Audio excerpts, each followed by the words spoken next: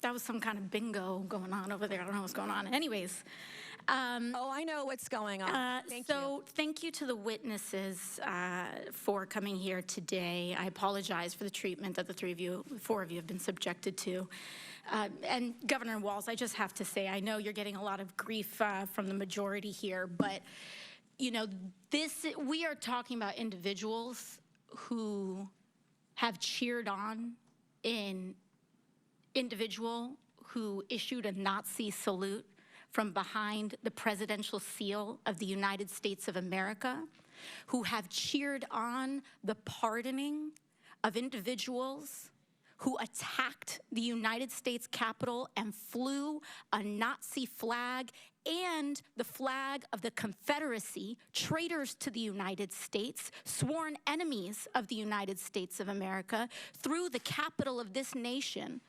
And now they want to act offended because someone has the courage to say, if it walks like a duck and it talks like a duck, maybe it's a duck.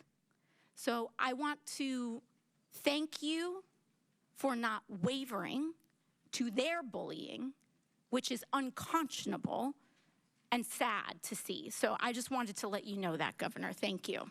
Thank you, Congresswoman. To the three of you, Governor Walz, Governor Pritzker, and Governor Hochul, you three have each sworn an oath to uphold and defend the Constitution of the United States of America, correct? I'll start with you. Yes. Yes, ma'am. Yes, I have. And I imagine that also includes the Fourth and Fifth Amendment protections for due process and the rule of law. It does. Sure does. Yes. And that means protecting your people in your states, U.S. citizens and every individual, because that is what makes America great, that we are a land of the free and of rule of law, to protect them from infringements of their civil liberties, correct?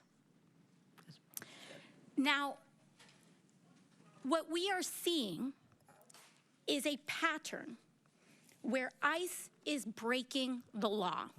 We have the detention of a U.S. citizen who has been detained by immigration officials.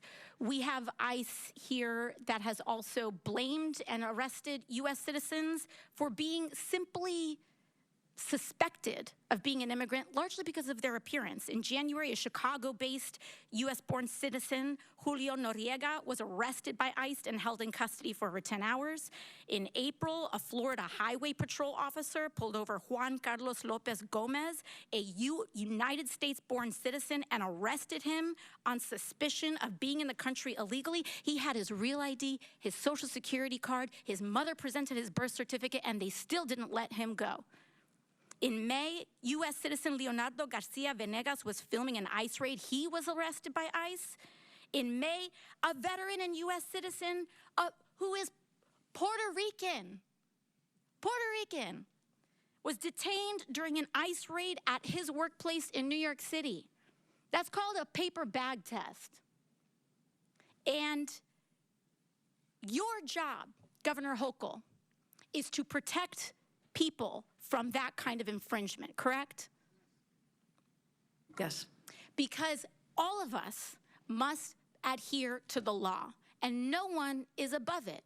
So if a U.S. citizen tries to break the law, or if an ICE officer tries to break the law, your job is to uphold the law, correct? We absolutely uphold the laws of the United States Constitution and the Constitution of the state of New York. And sanctuary states are about U.S. citizens as well, having sanctuary against the attacks on our constitutional rights from illegal search and seizure.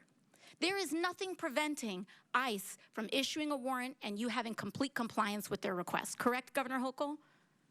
We comply in cases where there's been criminal activity alleged. Yes, we always do.